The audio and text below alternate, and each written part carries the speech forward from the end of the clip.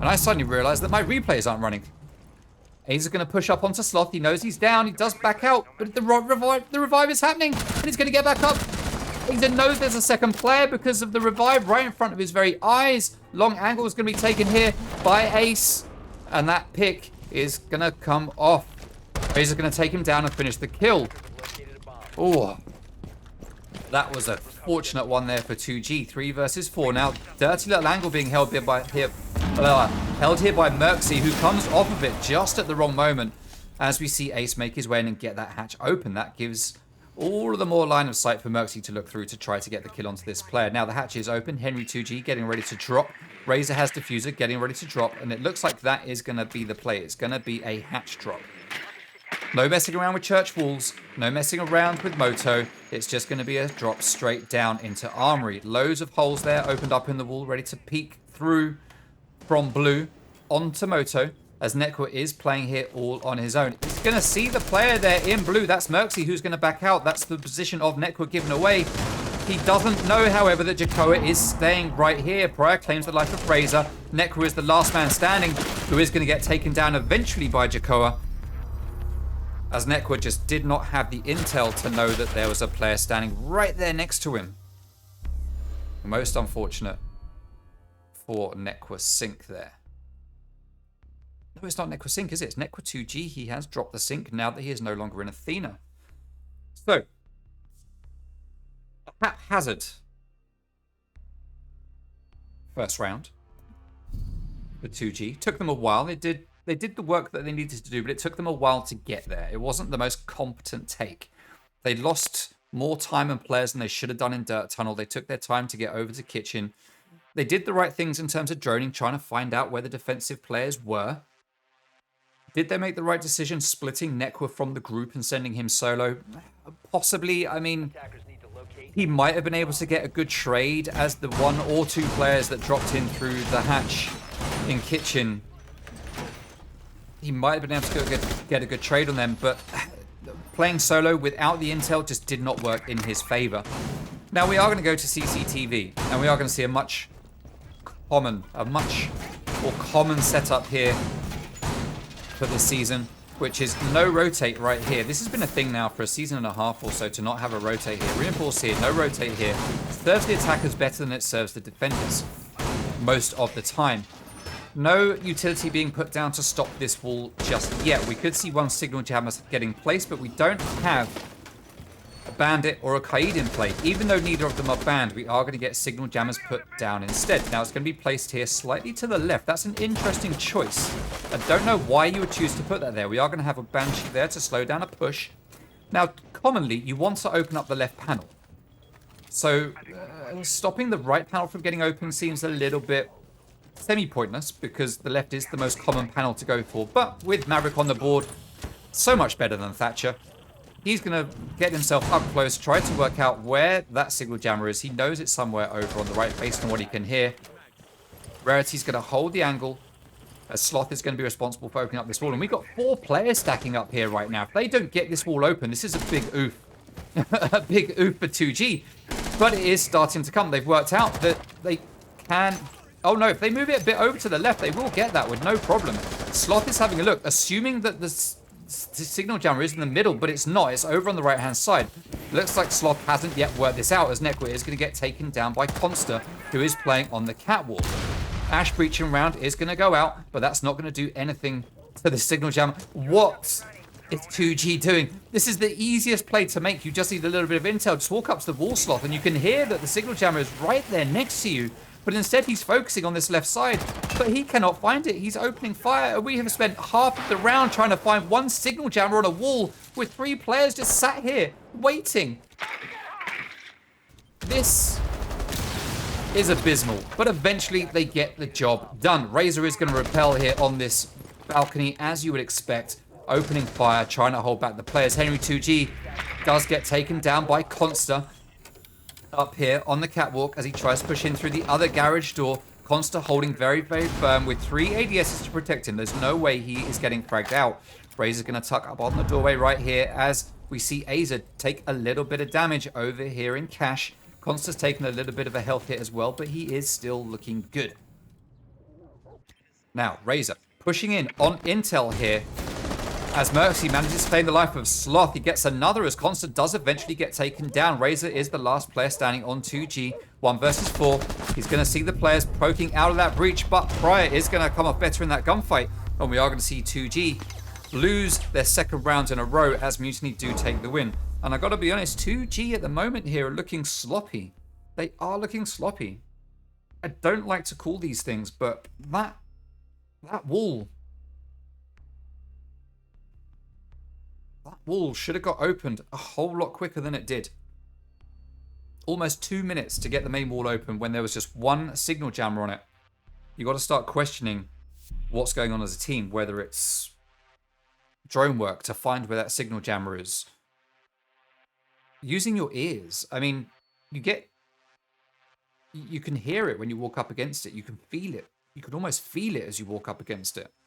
And it should have been pretty clear that it wasn't, if it wasn't in the middle, it should have been certainly clear that it was over on the right-hand side. Now, if they had moved the exothermite charge over to the very far left-hand side of the wall, I think it probably would have been outside of the area of effect and probably would have worked. But it is what it is. Gym and bedroom is the next site to get played. Tertiary site here for Mutiny, who are doing a great job on defense right now.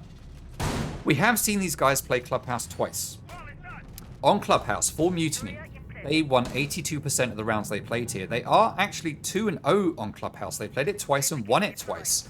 82% of their rounds played or have been won by them. 75% of the times they've won on attack.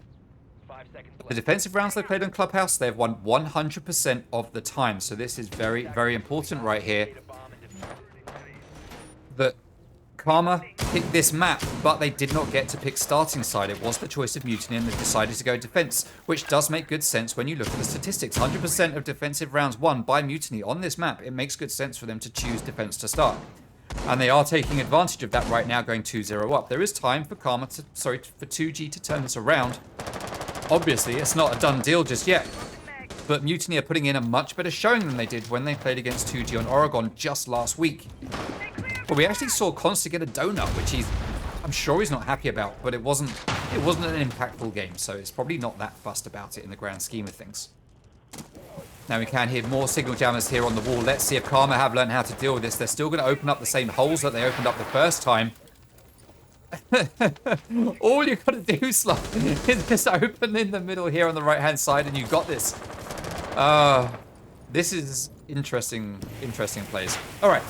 Just Pryor is down, but I'm not sure who he has been down to. That's going to be Rarity outside of the jacuzzi wall.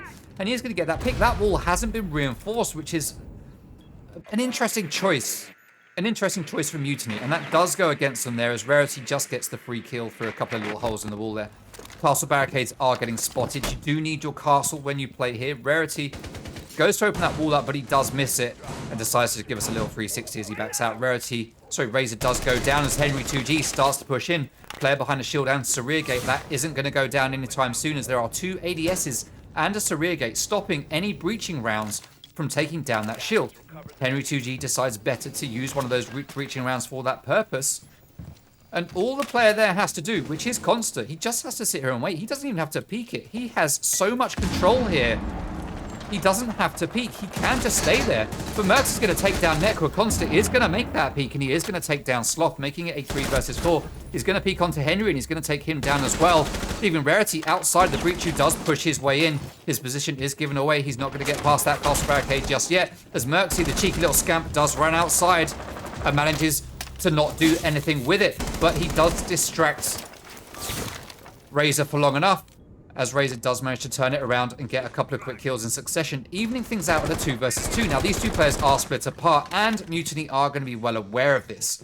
Aza and Mercsy stacked up here, waiting for the push to come in, possibly from the hatch over here towards construction. But we are instead going to see Razor just doing work on this wall. I mean, he could just walk around here and just stroll in through here, but it's a long walk. He's got to watch out for this frost mat right here. Rarity making his way into sight now. There we go. I said you got to watch out for the frost mat, and there it is. Oh, no. Oh, and Mercsy just at the last moment there manages to snaffle the last kill through that wall. Rarity just had to wait out time. I mean, he wasn't going to get the plant down, right? We all know he wasn't going to get the plant down at that point. But he just got caught out there by Merxy, who managed to get that last moment kill. Ah, what a round. I love the call on the Frostmat there. I love the call on the Frostmat. Church and Arsenal. Mutiny's primary site, they are going to go back there. So that is the thing with Frost. It's all very well knowing that Frost is on the board. You give the call out, guys, Frost is in the play. Watch out for Frostmats. Yeah, I got this. Don't worry. Frostmats, easy to see. We're not going to jump into them. But when it gets to the dying moments of a round like that, the chances of you falling to a Frostmat just increase higher and higher and higher because you get so restricted on time, you move faster, and you just don't think about it, and you just stroll right on into it. And that's exactly what we saw happen there to our guy Razor as he tried to push in the construction. So well played there to the boys on Mutiny, who held back, they waited, they were patient, and they won that round. Very, very slow round. They lost more bodies than they needed to towards the end of that round with some aggressive peaks. But overall, it clearly worked out well for them. So GG to them on that one. They are going to go back downstairs to Church and Arsenal. Let's see if 2G are going to do anything different to try and turn this around.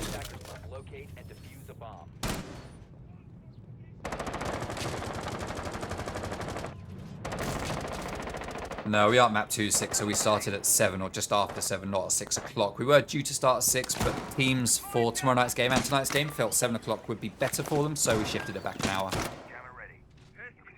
Alrighty, so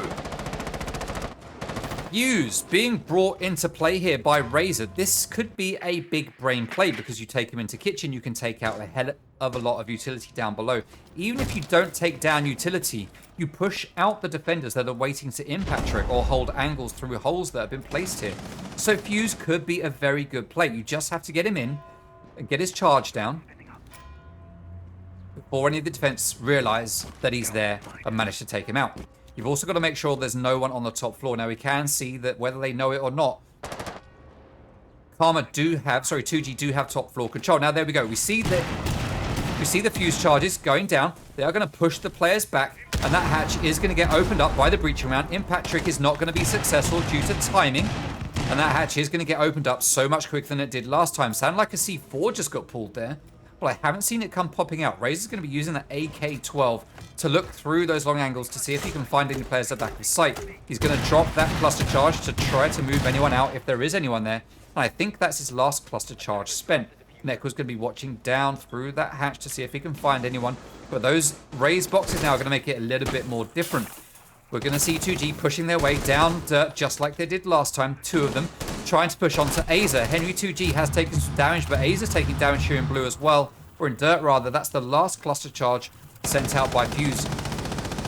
Aza is going to have his work cut out here. He's going to get drone. That's going to use a tiny bit of ammo. He's going to instantly peek it. He knows there's a player at the end, but he doesn't know there's a player pushed up close.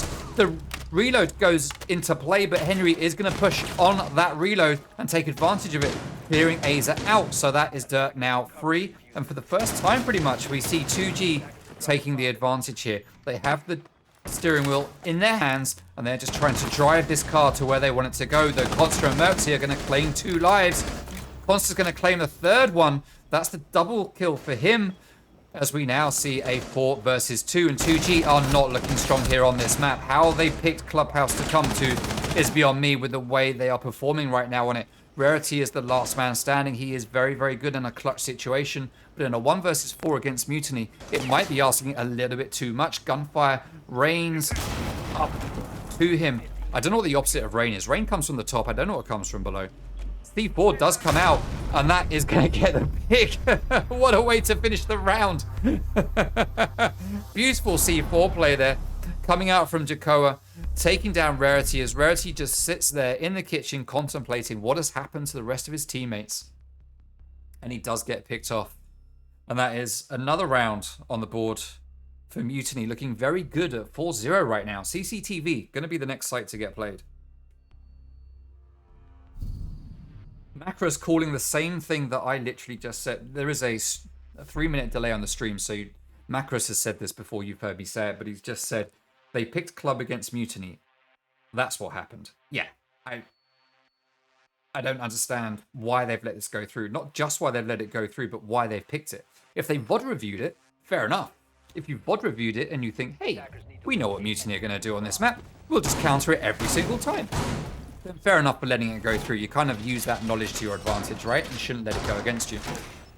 But I'm struggling to see what work Karma or 2G have really done here to counteract these plays. Now, of course, we do know that 2G don't care. They've said this on Twitter. Hey, we don't care. We don't care about the game. We don't care if we win or lose. It doesn't matter. But, you know, they're not going to be trying. They said they don't try, so they're not trying here. So we should really be expecting to Mutiny take this win if 2G are just a team that aren't going to try. Now, Magnet is going down on that doorway there into Garage. That's going to be pivotal. That's going to be pivotal. It has been placed near a Banshee, though. No, I'm lying to you. I saw something blue going up in Jako's eye line. I thought he was Wamai, but he isn't. He is Malusi, so that's actually a Banshee being placed. That's a good place to put it. That is a very good place to put it, in fact. But it will, of course, open up as you start to push your way in. But, of course, we do know that Consta's going to be playing up here. He's going to be denying anyone from just walking in and shooting that down.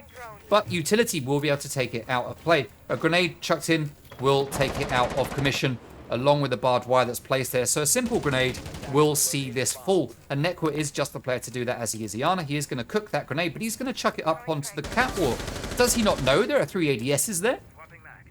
He probably doesn't, because there's a signal jammer stopping the drone game. That is 2 grenades spent and wasted on that catwalk as Consta just peeks around and takes down a Nekwa.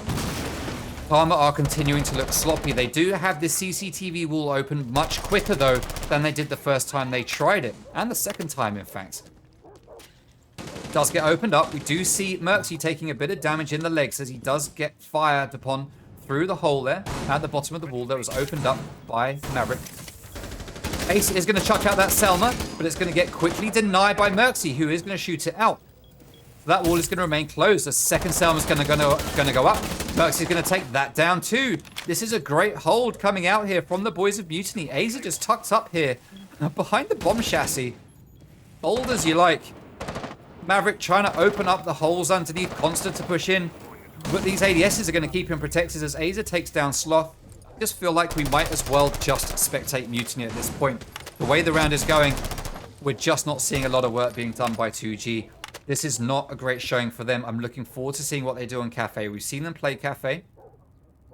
We've seen them play it 3 times. Sorry, twice. They're 1-1 on it. But at least they played it. At least they played it. And they've probably seen Mutiny play it. Now, Henry 2G is going to claim a life. It's very important. It's now 2 versus 4 as they start to whittle away the numbers. Oh no, Consta takes down Rarity in the garage. Henry 2G, last player standing. They know exactly where he is as he gives his position away. Aza just doesn't give a damn. He's going to walk around. He's going to peek it. He's going to get it. And that's another round going to Mutiny. 5-0 up as we go into the last round of the first half.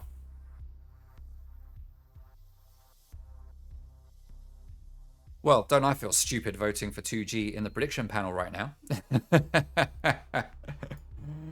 They can still turn it around, to be fair. We've got Cafe, we've got Chalet. Even if they don't turn around this trailing that they're doing right now, there's still 2 maps to win it. It is a best of 3. It's not a best of 1 anymore. They can still go the long game. They can still do it. The thing is, though, Mutiny have a lot of experience with best of 3s and best of 5s at this point in time.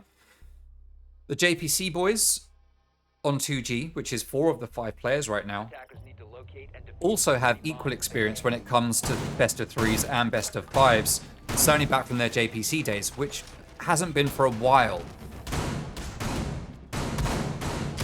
But Karma have done their fair share of best of 3s when they were Karmas, so I don't know. I don't know if the mentality is there for Karma, or 2G rather, to turn this around right now. I just don't know if it's there.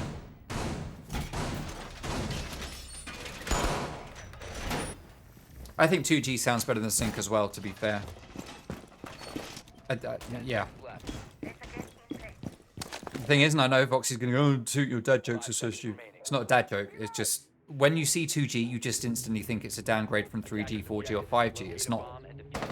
2G is what you called the first iPhone that came out in 2007. It was the 2G iPhone, and then 3G one came out. So it's kind of goes against you in that way. I get that it's like, you know, a clever play on GG and Too Good or whatever, but unless you're down with the kids, which obviously I'm an old man, I'm not quite so down with the kids. I don't necessarily see it that way. So, you know, it's what it is. Anyway, enough talking about the extension of their names. We are going to see... Now, this time, we have seen the signal jammer get placed in a different position. Nines, Just Prior is going to get taken down by Nequasync. Great opening pick. I think that's the first time we've actually really seen an opening kill go to 2G at this point.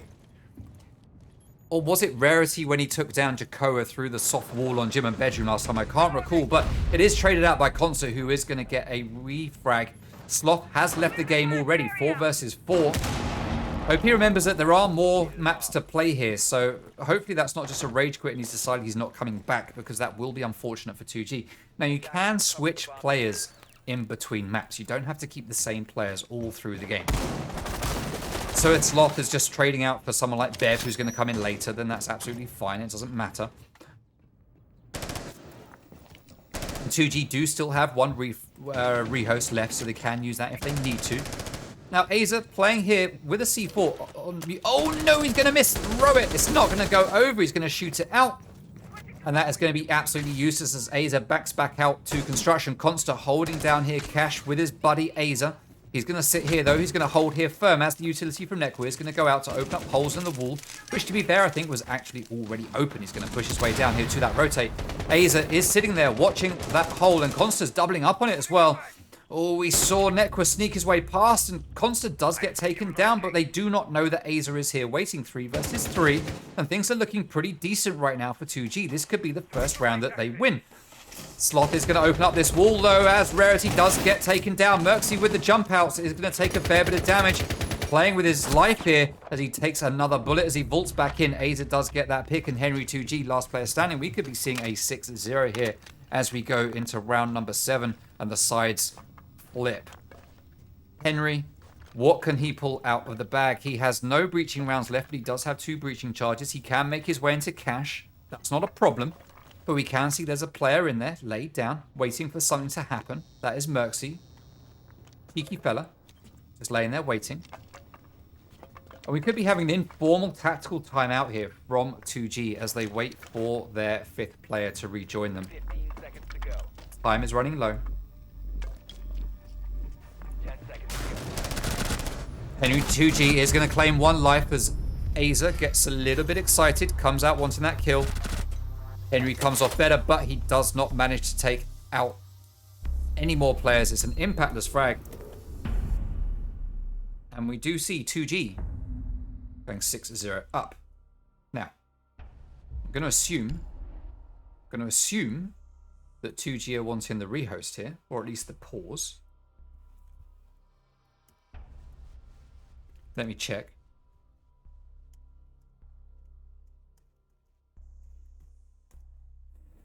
All right. Church and Arsenal is going to be the first site to get played by 2G on defense. The frustrating thing with 2G is that their team rep doesn't actually play. So none of these players here really are in the chat to respond to whether or not this is a rehost. So let me just let them know. I'll tell Henry because he's there. Oh. Okay.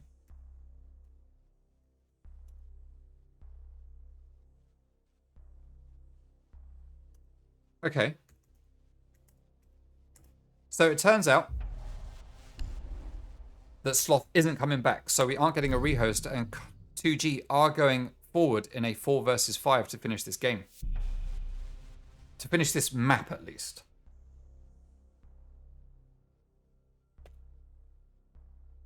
Let me confirm with them that they are swapping out.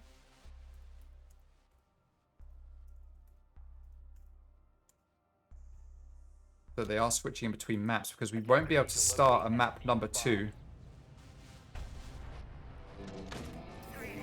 We won't be able to start a map 2 with 4 players.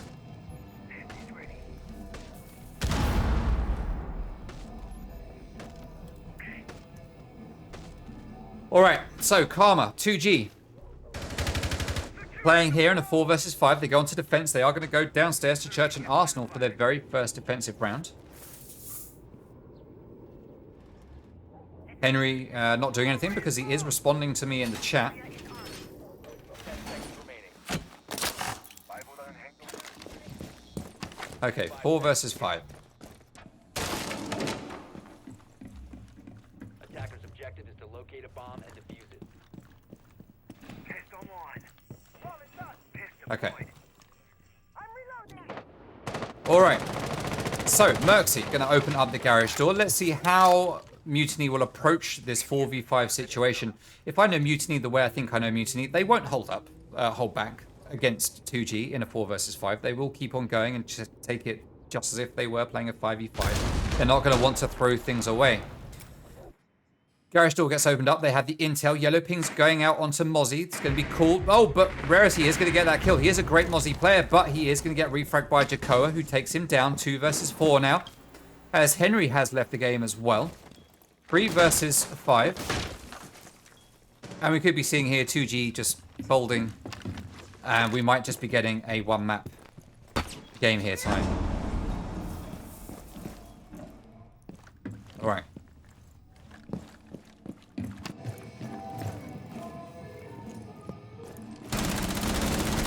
Okay, so Razor is going to go down. Necro is the last player standing here on blue. He is going to fall back into sight. The chances of him winning are very, very slim, and that is going to be a clean 7-0 for Mutiny.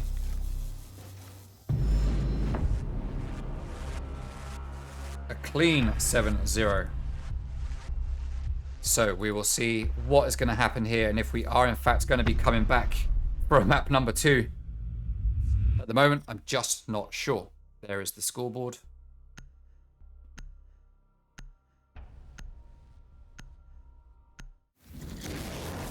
Let's head back.